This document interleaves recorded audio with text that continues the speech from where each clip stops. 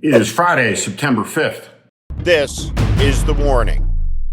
There is much to warn you about today. The events of this week are alarming in the United States. No person of sound mind, of common sense, could evaluate the news this week and not worry about the increasing pace of decay in our society, the growing danger to all of us. The United States of America will turn 250 years old next year. It has long been called an experiment because the United States ruptured history. 87 years, 87 years after independence, on a battlefield of unprecedented killing in Pennsylvania, the 16th president of the United States, Abraham Lincoln, came, and he said, "The government of the people, by the people, for the people, shall not perish from the earth."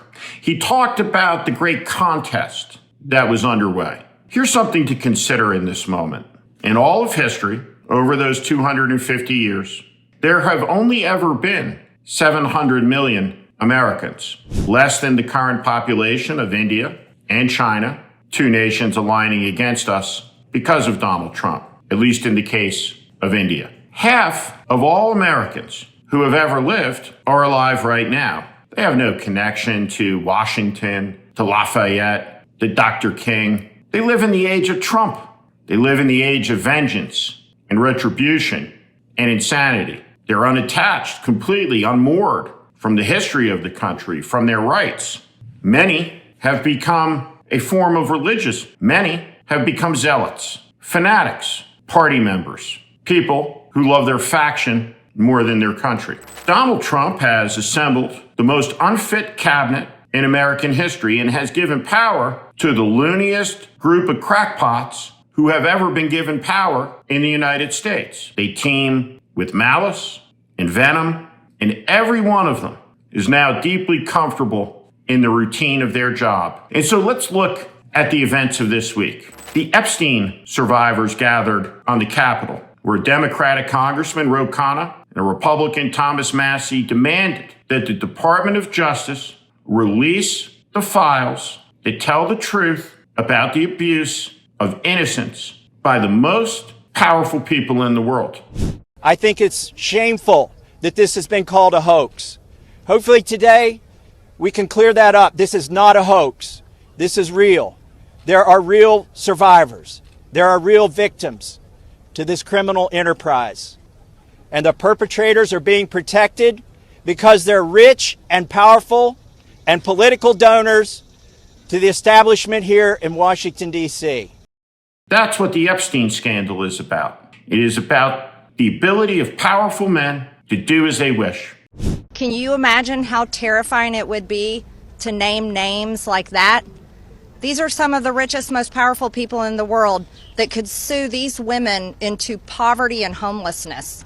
Yeah, it's a scary thing to name names, but I will tell you, I'm not afraid to name names.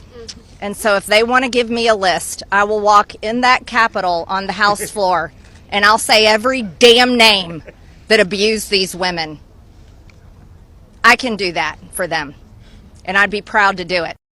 How many men who were gathered at the tech oligarch event last night were on that list? How many men at that tech dinner did Donald Trump have occasion to look at and say, "Don't worry about it, it's never coming out"? Because that's the deal, isn't it? The dinner last night. What was that about? Well, I'll explain it to you. It was a deal, a real one actually Trump got done. And here's the deal. Those CEOs get to run their companies, get to be billionaires, get to do as they please, so long as they 100% support Donald Trump doing as he pleases to all of us. And that's the deal. Those tech companies can prey on your kids. Those tech companies can prey on you. Those tech companies can take away your privacy. Donald Trump will let them do it because they'll let him do anything he wants to you as well. Donald Trump is growing more unpopular by the day, but more powerful by the hour.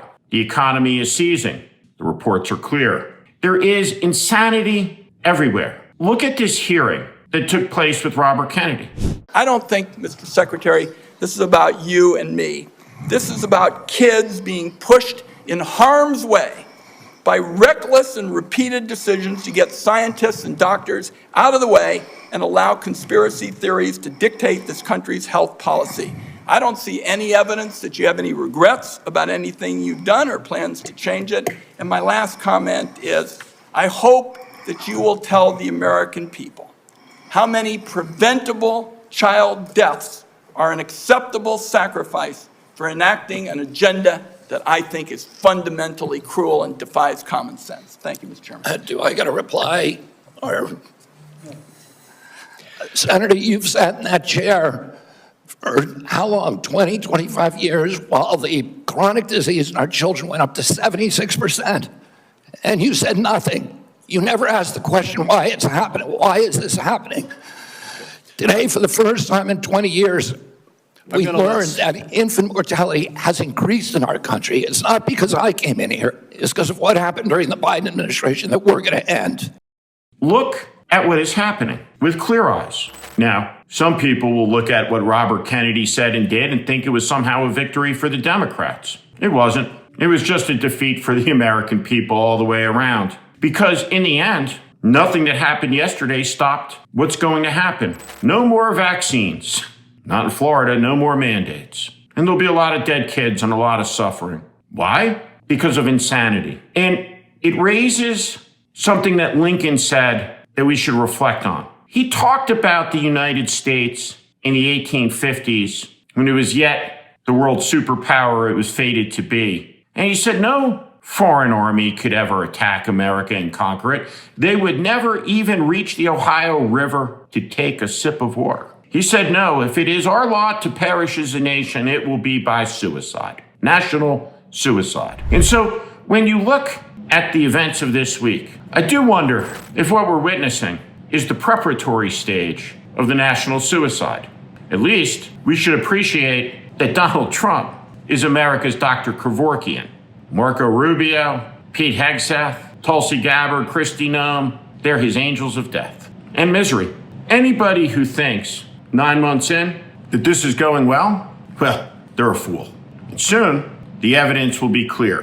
By the time we get to the end of this, there will be no word in the English language that produces more bile and more venom in the reaction of ordinary people than the name Trump. Because that will be the name they remember of the man who wrecked their prosperity, their peace, and their country. This is The Warning. I'm Steve Schmidt. This is The Warning. I invite you to join this community where I promise to be honest, blunt, and direct about what is happening in this country. America is in crisis. Follow and subscribe to this channel and on Substack. Thank you.